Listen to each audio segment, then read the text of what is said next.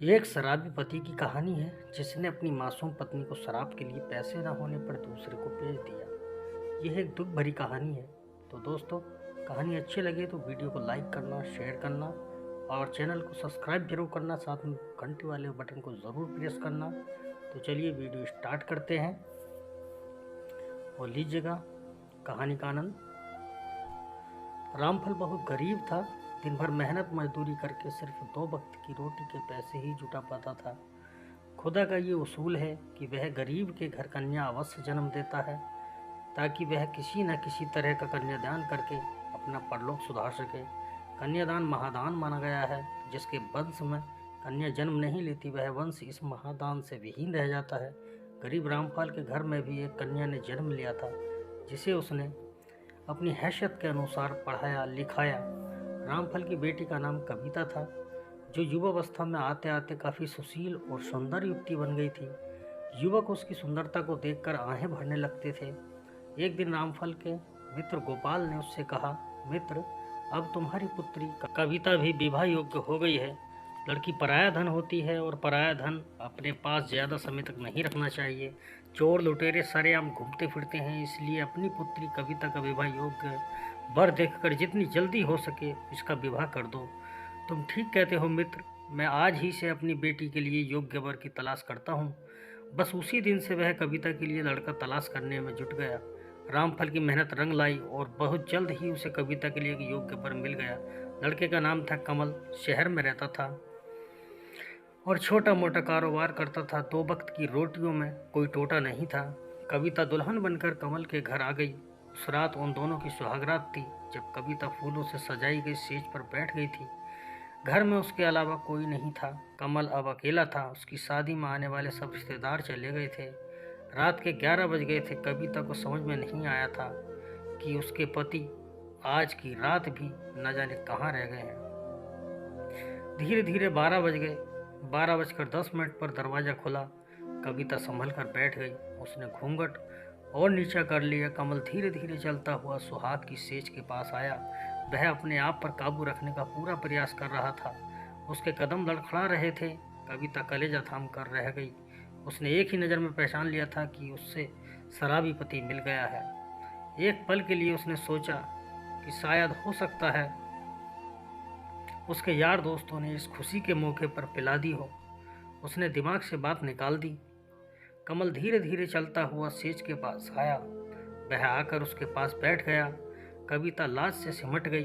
उसने गर्दन झुका ली। कमल कई पलों तक बैठा रहा, फिर बोला, मेरी जान कविता, मुझे माफ़ करना, मैं दोस्तों में फंस गया था।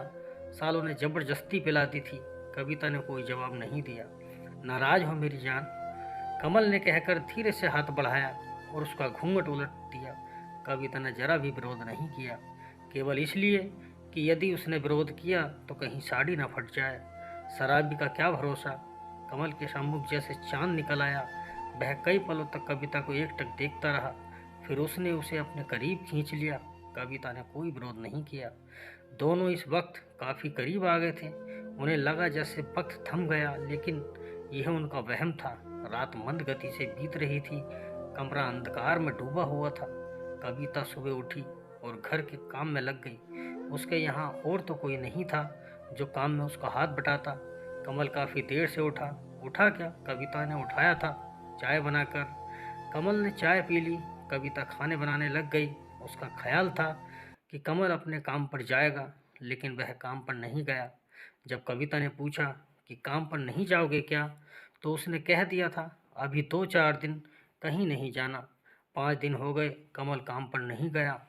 छठे दिन कविता ने उससे कहा, अब आपको काम पर जाना चाहिए। यदि आप काम पर नहीं जाओगे तो घर का खर्च कैसे चलेगा। सब चल जाएगा, तुम क्यों चिंता करती हो। कमल ने कहा, कमा भी लेंगे, अभी कौन सी आफत आ गई है। फिर कविता ने कुछ नहीं कहा। 1 सप्ताह बीत गया। कमल हर रात को पीकर आता था और उससे चिपक जाता था, जैसे वह उसकी वासना की तृप्ति का सामान हो। कविता बुरी तरह परेशान थी, परंतु करे तो क्या करे।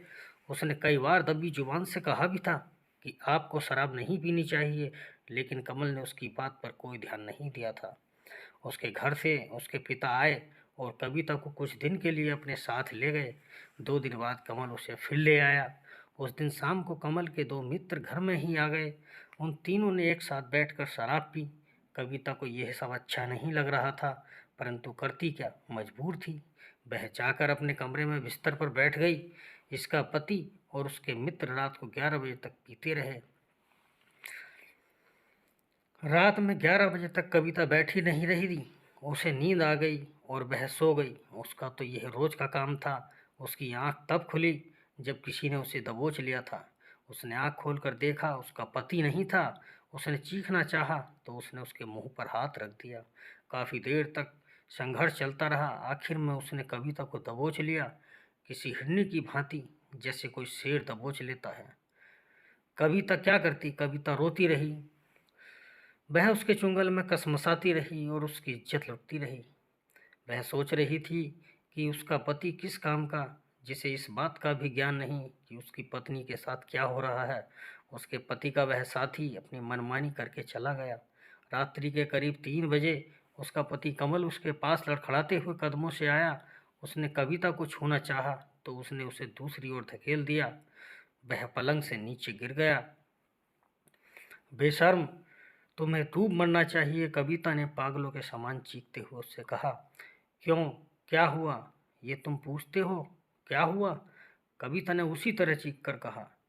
जिन्हें तुम अपना दोस्त कहते हो, जिनके साथ तुम शराब पीते हो, जानते हो उनमें से एक ने क्या किया? क्या किया? उसने मेरी इज्जत लूट ली। हा हा हा हा। अच्छा, तो तुम इस वजह से नाराज हो? अरे रानी, कोई बात नहीं, वह बहुत पैसे वाला है, उसके आने से मुझे कोई एतराज़ नहीं है। कमल ने एक जोरदार ठहाका लगाते हुए कहा। ओह हाँ रानी। अब हर बात कविता की समझ में आ चुकी थी। वह समझ गई थी कि उसको उसके पास भेजने वाला उसका अपना पति ही था। गिलानी से उसका मन भर गया। वह सोचने लगी कि उसे कैसा पति मिला जिसे ना अपनी इज्जत या ध्यान, ना अपनी पत्नी का। वह उसकी कमाई खाना चाहता था, वो भी हराम की। उसे तो बहुत पहले समझ लेना चाहिए था। जो पति अपनी रोजी रोटी के लिए सतर्क नहीं हो सकता, वह अपनी पत्नी के प्रति क्या सतर्क रहेगा। उफ। कविता दूसरी ओर करवट लेकर सो गई। उसने कमल को अपने तन पर हाथ तक नहीं लगाने दिया था। दूसरे दिन भी उसने कमल से कोई बात नहीं की और कमल ये सोच रहा था कि कोई बात नहीं, ना बोली ना सही, धीरे धीरे सब कुछ बर्दाश्त करने की आदत उसको पड़ जाएगी। क्यों पागल हो रही हो कविता? कमल ने कहा। मैं कौन सा तुमसे रोज किसी का बिस्तर गर्म करने को कह रहा हूँ? कभी कभार कोई आ गया तो ठीक, नहीं तो ठीक। तुम क्या समझते हो मुझे? उसने कहा। मैं कोई वेश्या हूँ जो अपने तन का सौदा करके तुम्हारा पेट भरूंगी? अरे अगर तुम कमा नहीं सकते तो डूब मरो या घर में चूड़ियाँ पहनकर बैठ जाओ।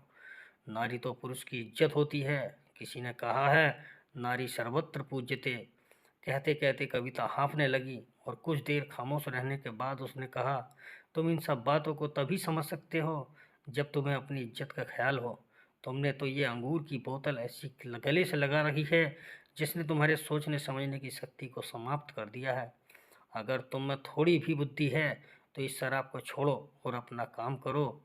शराब पीने वालों का यही हाल होता है, उनके घर बर्बाद और बर्बाद हो जाते हैं। सच यही है, शराब आदमी को सोचने समझने की शक्ति को समाप्त कर देती है। कमल ने उसके बाद कुछ नहीं कहा। वह दूसरी ओर करवट लेकर सो गया। कविता भी करवट लेकर लेटी थी। कविता ने इस बात का पक्का निश्चय कर लिया था कि यदि इस बार उसके पति ने इस प्रकार की हरकत कराने की कोशिश की तो वह अपनी जान दे देगी। 15 दिन गुजर गए, कोई बात नहीं हुई। कमल ने काम पर जाना भी प्रारंभ कर दिया था, लेकिन उसने शराब पीनी बंद नहीं की थी। कविता ने उससे बोलना शुरू कर दिया था।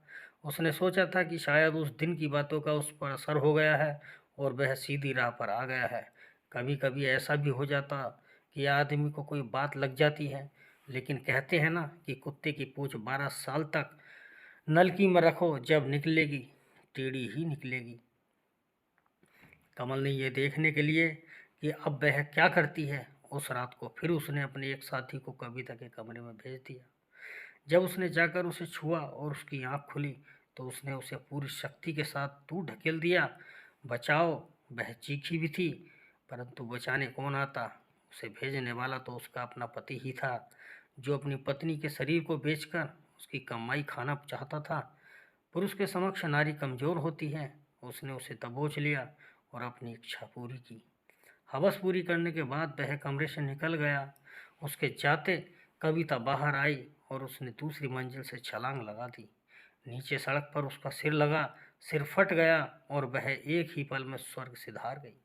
आसपास के घरों के लोग इकट्ठे हो गए। शराबी कमल भी घर से निकलकर बाहर आया और रोने लगा। उसका साथी उस दुर्घटना को देखकर चुपचाप वहां से खिसक गया। पुलिस आई और लाश को उठाकर ले गई। पोस्टमार्टम के बाद लाश उस कमीने कमल को मिल गई और उसने उसे चिता के भेंट कर दिया। ऐसे पति को तो अपनी पत्नी की चिता को अग्नि देने का भी अधिकार नहीं होना चाहिए दोस्तों। और इस कहानी को सुनने के बाद मैं मानता हूँ कि आपके रोंगटे खड़े हो गए होंगे। ये दुख भरी कहानी अगर आपको अच्छी लगी हो तो प्लीज़ मेरे चैनल को अभी सब्सक्राइब करिए। धन्यवाद।